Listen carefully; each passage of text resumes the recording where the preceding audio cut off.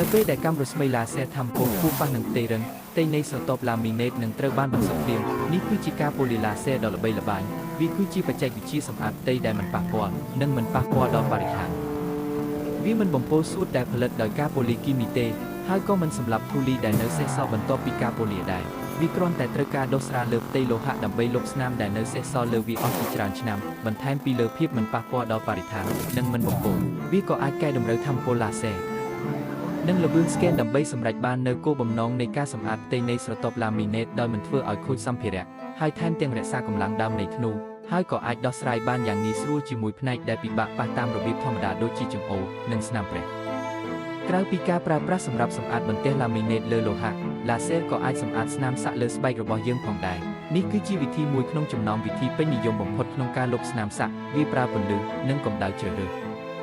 ភាពល្អិតសារធាតុពណ៌នៃស្នាមសាក់នឹងស្រូបយករលកពន្លឺដែលត្រូវគ្នានៃថាមពលឡាស៊ែរហើយបន្ទាប់មកឡើងកម្ដៅនិងពង្រីកភ្លាមដោយបំបែកទៅជាភាគល្អិតតូចបន្ទាប់មកភាគល្អិតទាំងនេះនឹងត្រូវបានលេបដោយកោសិកាផ្នែករាងកាយរបស់យើងហើយបន្ទាប់មកបញ្ចេញពីរាងកាយតាមរយៈការរំលាយអាហារ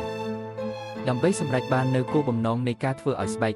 ឬសម្អាតស្នាមសាក់ដំណើរការនេះប៉ះពាល់តែភាគល្អិតសារធាតុពណ៌នៃស្នាមសាក់ប៉ុណ្ណោះហើយមានការខូចខាតតិចតួចដល់ស្បែកធម្មតាផ្សេងទៀតនៅជុំវិញវា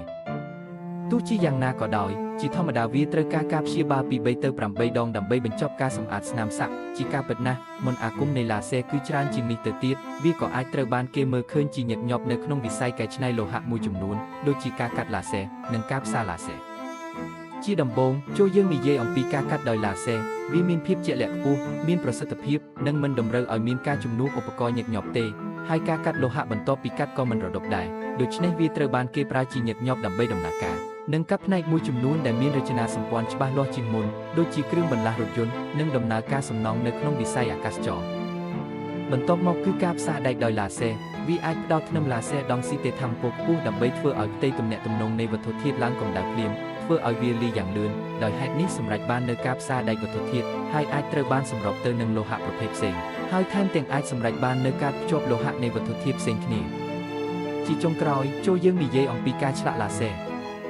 គោលការណ៍នៃបច្ចេកវិទ្យានេះគឺស្ទើរតែដូចគ្នាទៅនឹងការកាត់និងផ្សារដែកពីមុនដែរវាក៏ផ្ដោតកាំរស្មីឡាស៊ែរថាមពលខ្ពស់ផងដែរហើយបន្ទាប់មកបំផ្លាញផ្ទៃដោយការដុតជាដើមដូច្នេះលំនាំនិងវិញ្ញាណភាពអចិន្ត្រៃយ៍បែបនេះត្រូវបានបង្កើតឡើងនៅលើសម្ភារៈដែលអាចឆ្លាក់លំនាំស្មុគស្មាញនិងឆ្ងាញ់បានយ៉ាងងាយស្រួលហើយអាចឆ្លាក់លើលោហៈឈើផ្លាស្ទិកអាគ្រីលិកជាដើម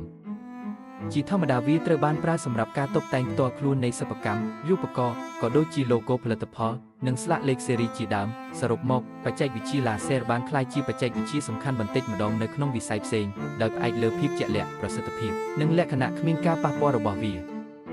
យើងអាចមើលឃើញវានៅក្នុងការសាងសង់និងដំណើរការនៃវិស័យយន្តហោះនិងអាកាសចរទ្រង់ទ្រីធំចាប់ពីការឆ្លាក់ logo រហូតដល់ logoសម្រាប់វីដេអូថ្ងៃនេះមានតែប៉ុណ្្នឹងទេសូមជូនពរឲ្យអ្នកទាំងអស់គ្នាគេងលក់ស្រួល